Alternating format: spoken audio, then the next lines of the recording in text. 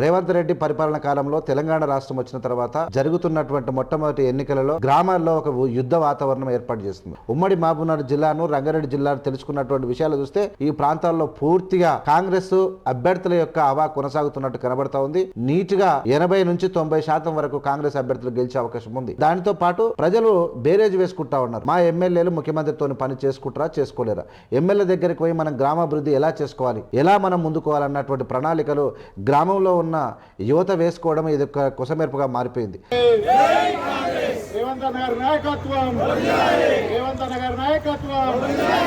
మళ్ళీ కాంగ్రెస్ పార్టీ అధికారంలో ఈ దేశంలో రాబోతా ఉంది, రాష్ట్రంలో రాబోతా ఉంది.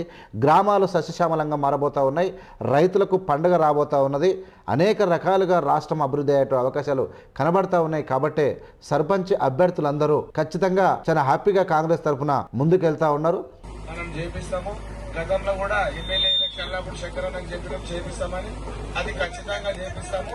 ఏదైనా సమస్య ఉందనుకో ఎమ్మెల్యే తన కూర్చొని నేను మాట్లాడతాను. అందరికీ నమస్తే, నేను మీ ఆనపస్తుల వెంకటేష్. గరీబీ హటావో దేశ్ బచావో ఇందిరాగాంధీ నినాదం అద్భుతంగా పనిచేసింది. పేదల యొక్క కడుపు నింపింది. గరీబీ హటావో దేశ్ బచావో ఇది ఒక్కటే కాదు, ఖానా కపడా ఔర్ మకాన్ ఇది కూడా చాలా అద్భుతంగా పనిచేసింది. అదొక్కటే కాదు, భూములు పేద ప్రజలకు భూములు వంచింది, ఇండ్లనిచ్చింది, ఎడ్లనిచ్చింది, బావులనిచ్చింది. గ్రామ స్వరాజ్యాలను నెలకొల్పినటువంటి Congress party, doctor B R Ambedkar గారు చూపినటువంటి దారిలో నడిచినటువంటి కాంగ్రెస్ ప్రభుత్వం, ఇందిరమ్మ కూడా అద్భుతమైనటువంటి గ్రామ స్వరాజ్యాన్ని తీసుకొచ్చింది. నిజంగా గ్రామాలు ఈ దేశానికి పట్టుకొమ్మలు అన్నట్టు ఖచ్చితంగా కాంగ్రెస్ తీసుకొచ్చింది. ప్రాజెక్టుల ద్వారా, చెరువుల ద్వారా, ఆనకట్టల ద్వారా అనేక అద్భుతమైనటువంటి జీవన విధానాలను కాంగ్రెస్ పార్టీ ప్రజలకు నేర్పింది. ప్రజలు నేర్చుకున్నారు. ఈ దేశం అద్భుతంగా ముందుకు పోతా ఉంది. ఇప్పుడు రేవంత్ రెడ్డి పరిపాలన కాలంలో తెలంగాణ రాష్ట్రం వచ్చిన తర్వాత జరుగుతున్నటువంటి మొట్టమొదటి ఎన్నికలలో గ్రామాల్లో ఒక యుద్ధ వాతావరణం ఏర్పాటు చేస్తుంది. యుద్ధమే కాదు, ఒక పండగ వాతావరణం కూడా ఏర్పాటు చేసింది.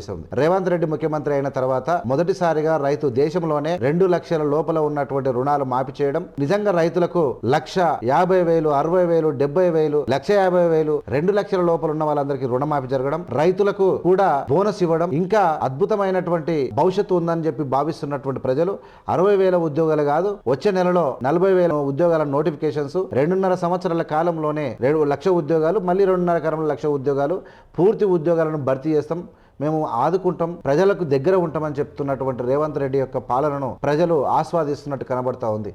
ఇందిరమ్మ చీరలు, కాస్ట్లీ చీరలు ఇవ్వడం, మహిళలకు అనేక రకాలుగా ఉచిత బస్సు ఇవ్వడము, మహిళలను గౌరవించడం, విద్యార్థుల యొక్క చదువును తీర్చిదిద్దడం, అనేక రకాలుగా రేవంత్ యొక్క ముందు చూపును ప్రజలు ఆస్వాదిస్తున్నారు, ఆనందపడుతూ ఉన్నారు. నిజానికి నేను ఇప్పటి వరకు మాట్లాడినటువంటి ఉమ్మడి మహబూబ్నగర్ జిల్లాను, రంగారెడ్డి జిల్లాను తెలుసుకున్నటువంటి విషయాలు చూస్తే ఈ ప్రాంతాల్లో పూర్తిగా కాంగ్రెస్ అభ్యర్థుల యొక్క హవా కొనసాగుతున్నట్టు కనబడతా ఉంది. నీట్గా 80 నుంచి 90% వరకు కాంగ్రెస్ అభ్యర్థులు గెలిచే అవకాశం ఉంది.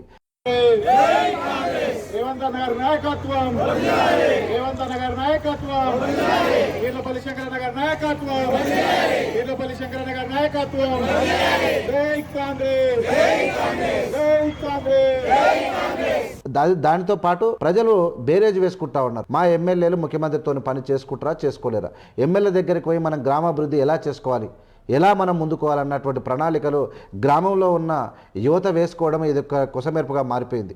నిజంగా రాష్ట్రంలో రేవంత్ పాలన ఇక్కడ చుట్టుముట్టు అంటే తెలంగాణ రాష్ట్రంలో రింగ్ రోడ్డు తెచ్చినా, ఎయిర్పోర్ట్ తెచ్చినా, గ్రామ పంచాయతీలు తెచ్చినా, గ్రామ స్వరాజ్యాన్ని తెచ్చినా, సమాచార హక్కు చట్టాన్ని ఇచ్చి పౌరులకు ఒక అధికారము, ఒక అవకాశం ఇచ్చినటువంటి కాంగ్రెస్ పార్టీ ఈ దేశంలో కూడా మళ్ళీ కాంగ్రెస్ పార్టీ అధికారంలో ఈ దేశంలో రాబోతూ ఉంది, రాష్ట్రంలో రాబోతూ ఉంది.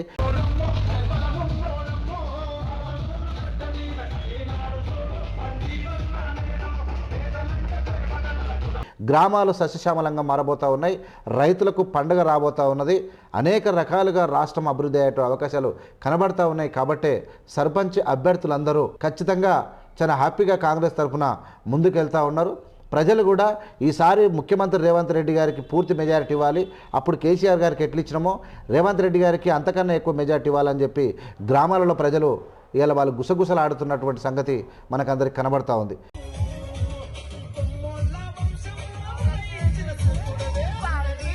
ఎంతమంది ఇండిపెండెంట్లు, ఎంతమంది చేయి తిరిగిన వాళ్ళైనా వాళ్ళ ఆస్తులన్నీ పెట్టి రాష్ట్ర గ్రామాల అభివృద్ధి చేయడం అనేది అసాధ్యం.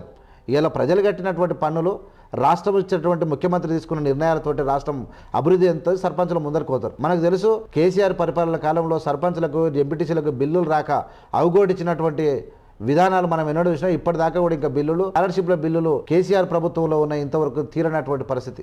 ఇలా అప్పుల రాష్ట్రాన్ని అద్భుతంగా పరిగెట్టిస్తున్నటువంటి రేవంత్ రెడ్డి ఒక సైన్యంలాగా ఒక సైనికుల్లా పనిచేస్తున్నటువంటి నమ్మకం అన్ని పార్టీల ప్రజలకు వచ్చింది.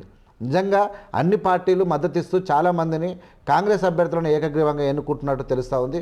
కాబట్టి గ్రామ పంచాయతీ ఎన్నికల్లో అందరూ నిలబడాలి, పోటీ ఉండాలి, ఖచ్చితంగా ఎవరిని గెలిపించాలా, ఎలా గెలిపించాలన్నటువంటి విధానంతో ప్రజలు ముందుకుపోతున్నటువంటి తీరు రాష్ట్రము సస్యశ్యామలం అవుతుంది.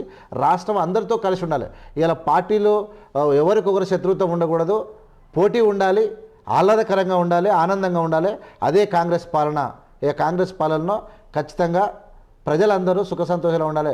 పార్టీలు వేరైనా ప్రజలం మనం ఒకటిగా ఉండాలి, అందరం కలిసిమెలిసి ఉండాలి. Thank you so much. జై భీమ్, జై భారత్. బాబాసాహెబ్ అంబేద్కర్ యొక్క రచనలే మనకు మూలం. ఆయన యొక్క జీవిత చరిత్రనే మనకు ఖచ్చితంగా ఒక గుణపాఠం, ఒక పాఠం, ఒక సోపానం. కాబట్టి అంబేద్కర్ గారు వర్ధంతి సందర్భంగా మీ అందరికీ నా హృదయపూర్వకమైనటువంటి అంబేద్కర్ గారి యొక్క పాదాభివందనం చేసుకుంటూ జై భీములు తెలియజేసుకుంటున్నాను. జై హింద్, జై భీమ్, జై భారత్. చూస్తూనే ఉండండి AVM media. Thank you so much.